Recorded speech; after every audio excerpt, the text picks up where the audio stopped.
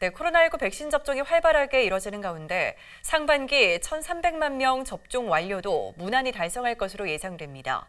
방역당국은 예방접종과 방역수칙 준수는 함께할 때 효과가 극대화된다며 2차 접종을 당부했습니다. 브리핑 내용 직접 보시죠. 네, 방대본 역학조사 분석단장입니다. 6월 15일 코로나19 감염병 정례 브리핑 시작하겠습니다.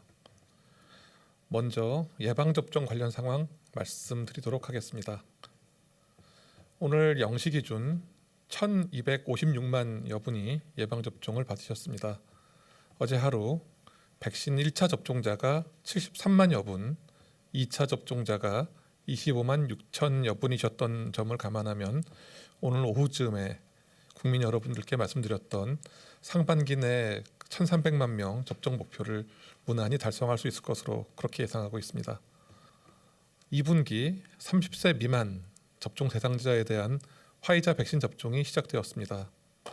대상자는 30세 미만의 경찰과 소방, 해경 등의 사회 필수 인력, 보건의료인, 취약시설 입소자와 종사자, 또 9세 이하 어린이를 돌보는 교사 등이 그 대상이 되십니다. 3분기 위탁의료기관에서 접종할 백신에 대한 신청도 시작됩니다. 코로나19 예방접종 추진단은 하반기 국내에 도입하는 코로나19 백신의 종류가 좀 다양해지면서 위탁의료기관을 통한 다종 백신 운영 체계를 마련할 예정입니다. 이에 따라서 전체 위탁의료기관 대상으로 아스트라제네카, 얀센, 화이자, 모더나 등 접종하는 백신의 종류를 선택할 수 있도록 하고 3분기에 신속하게 예방접종이 시행될 수 있도록 준비할 계획입니다. 최근 염려를 끼쳤던 오접종 등을 방지하기 위해 인식표 등을 활용하여 백신별 대상자를 구별할 예정입니다. 백신을 접종하는 위탁의료기관에서는 백신의 보관, 접종에 대한 교육을 필수적으로 이수하도록 하였습니다. 다음 백신 도입 현황에 대해서 설명드리도록 하겠습니다. 백신 도입과 관련하여 개별 계약된 화이자 백신 65만 회분이 6월 16일 인천공항에 도착하게 됩니다.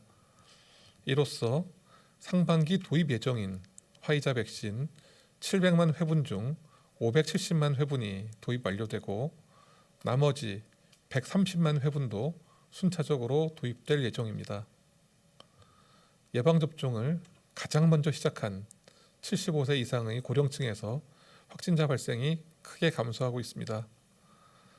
75세 이상 그 고령층의 경우에 지난해 12월 5주차 그 발생을 보면 인구 10만 명당 15.8명의 발생률을 보였으나 4월 3주차 이후에 환자 발생이 급격히 감소하였습니다. 예방접종률이 90%에 도달한 6월 2주차에는 인구 10만 명당 발생률이 2.3명으로 줄었습니다. 다음으로는 이제 추가로 확인된 변이 바이러스 발생 상황에 대해서 말씀드리도록 하겠습니다. 변이 바이러스 감시 강화를 위해 그 분석을 지속적으로 확대하고 있으며 최근 일주일간 변이 바이러스 분석률은 16.5%입니다.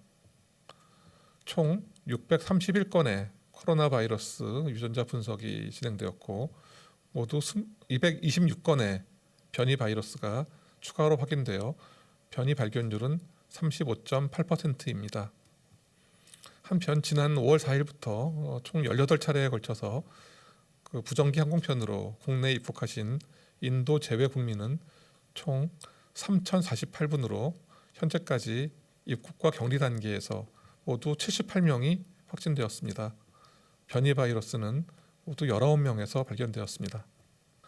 백신 접종 후에 항체 형성 등을 통해서 개인별로 좀 방어 효과가 나타나려면 2주 정도의 시간이 필요합니다.